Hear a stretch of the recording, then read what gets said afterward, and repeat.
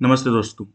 आज हम बात करने वाले हैं डीआरडीओ के लेटेस्ट अचीवमेंट के बारे में, जो कि एक high speed rocket sled test है, जिसने भारत को डिफेंस टेक्नोलॉजी में एक नई ऊंचाई पर पहुंचा दिया है। ये टेस्ट न सिर्फ टेक्निकल अचीवमेंट है, बल्कि जियोपॉलिटिकली भी बहुत इंपॉर्टेंट है। तो चलिए डिटेल में समझते हैं कि आखिर ये टेस्ट था क्या और इससे भारत को क्या फ़ायदा मिलने वाला है। तो पहले बात करते हैं, क्या था ये रॉकेट स्लेट टेस्ट। दरअसल डीआरडीओ ने एक फाइटर एयरक्राफ्ट के एस्केप सिस्टम को टेस्ट किया, जिसमें 800 किलोमीटर प्रति घंटे की स्पीड पर एक डमी पायलट को सेफली इजेक्ट किया गया।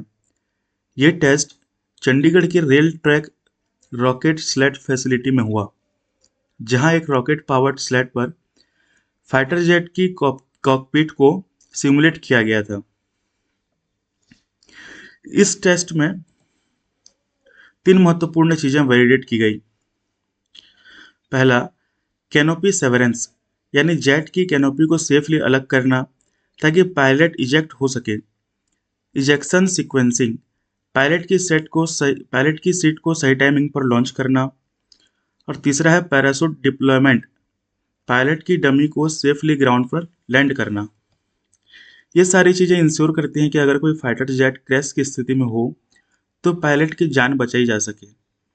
अब सवाल ये उठता है कि इम्पोर्टेंट है क्यों ये टेस्ट। देखिए, भारत के पास फाइटर जेट्स जैसे तेजस, SU-30, मिराज 2000 और आने वाले AMCA हैं, लेकिन इनमें इस्तेमाल होने वाले एस्केप सिस्टम ज़्यादातर इम्पोर्टेड होते हैं, जैसे मार्टिन बेकर जो यूके का है, या ज्वेडा जो रसिया से है। ये सिस्टम भले ही रिलायबल हैं, लेकिन उनकी प्रोक्योरमेंट में बहुत ज़्यादा कॉस्ट आती है और साथ ही जियोपॉलिटिकल वल्नरेबिलिटीज़ भी हैं। अगर कोई देश हमें ये सिस्टम सप्लाई करना बंद कर दे तो क्या होगा, या फिर अगर वॉर की स्थिति में सप्लाई चेन डिस्टर्ब हो जाए तो। इसलिए इंडिजिनस एस्केप सिस्टम डेवलप करना भारत की सेल्फ रिलायंस की दिशा में एक बड़ा कदम है। इसके अलावा ये टेस्ट दिखाता है कि भारत अब डायनेमिक इजेक्शन टेस्टिंग की कैपेबिलिटी हासिल कर चुका है, जो कि बहुत कम देशों के पास है। ये हमें इलाइट क्लब में शामिल कर देता है, जहां सिर्फ अमेरिका, रूस और कुछ यूरोपियन कंट्रीज हैं। अब बात करते हैं जियोपॉलिटिकल इम्प्लीकेशंस की। देखिए, डिफेंस टेक्नोलॉजी में सेल्फ रिलायंस होना किसी भी देश की स्ट्रेटेजिक ऑटोनॉमी को स्ट्रेंथन करता है। भारत के लिए खास तौर पर इम्पोर्टेंट है, क्योंकि हमारा रिश्ता कई देशों के साथ कॉम्प्लेक्स है। उदाहरण के लिए, अगर हम मार्टिन बेकर पर डिपेंडेंट रहते हैं और यूके के साथ हमारे रिश्ते में कोई तनाव आ जाए तो क्या होगा, या फिर रूस से इंपोर्ट किए गए सिस्टम पर जब रूस यूक्रेन कॉन्फ्लिक्ट की वजह से सप्लाई चेन डिस्टर्ब हो जाए तो क्या होगा।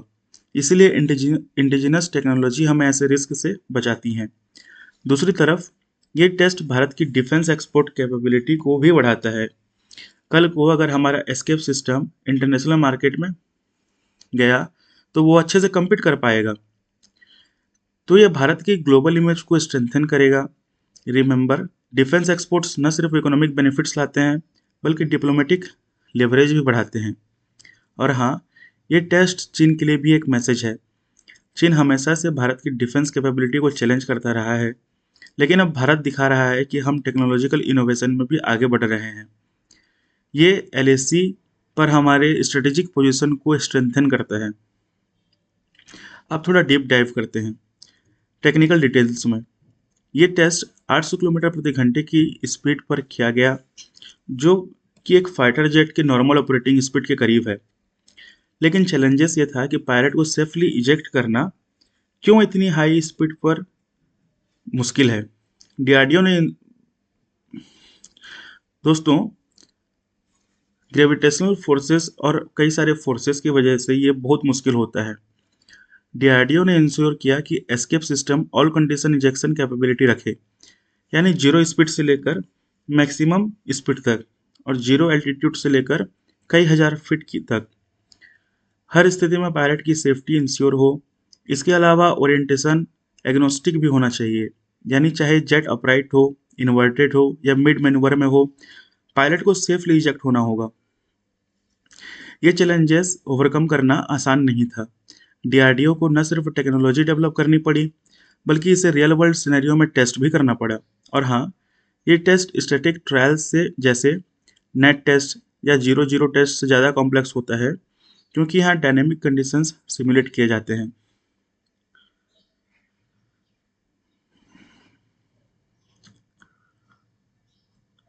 दोस्तों, इसमें जितने भी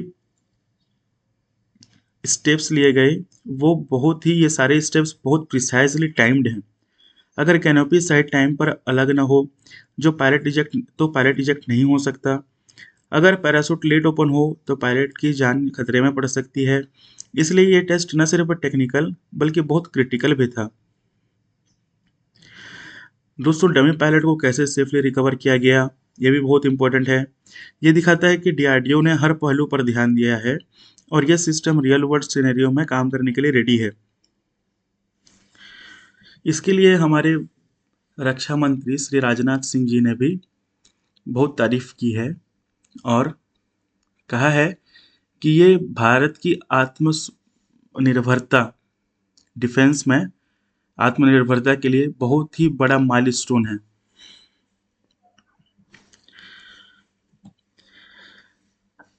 इसके अलावा ये टेस्ट भारत की मेक इन इंडिया इनिशिएटिव को स्ट्रेंथन करता है। रिमेंबर, प्रधानमंत्री मोदी जी ने हमेशा से कहा है कि हमारे डिफेंस टेक्नोलॉजी को सेल्फ रिलायंट होना चाहिए। ये टेस्ट उसी दिशा में एक बड़ा कदम है। फ्यूचर में हम देख सकते हैं कि टेक्नोलॉजी को एक्सपोर्ट्स भी किया जाएगा, खासतौर पर उन देशों को जो कि अफोर्डेबल और रिलायबल डिफेंस सॉल्यूशंस की तलाश में हैं।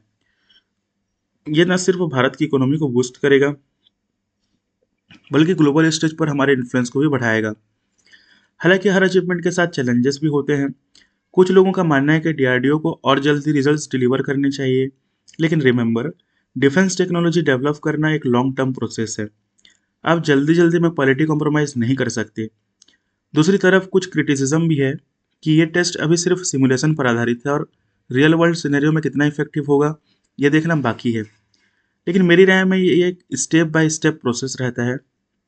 हर टेस्ट हमें नई चीज़ें सीखने का मौका देता है और हम कंटिन्यूसली इम्प्रूव कर रहे हैं।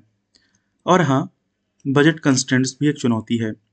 डिफेंस रिसर्च में बहुत ज़्यादा फंडिंग की ज़रूरत होती है और समटाइम्स पॉलिटिकल प्रायोरिटीज़ चेंज हो जाती हैं, लेकिन फिर भी डीआरडीओ ने इस अचीवमेंट को हासिल किया, जो कि कमेंडेबल है। तो दोस्तों, समरी में बात करूं तो डीआरडीओ का रॉकेट स्लेट टेस्ट एक बहुत बड़ा अचीवमेंट है, जो कि न सिर्फ टेक्निकल बल्कि जियोपॉलिटिकल रूप से भी इम्पोर्टेंट है। ये टेस्ट भारत की डिफेंस सेल्फ रिलायंस को स्ट्रेंथन करता है और हमें ग्लोबल स्टेज पर एक नई पहचान देता है। मुझे उम्मीद है कि आपको ये एनालिसिस पसंद आई होगी।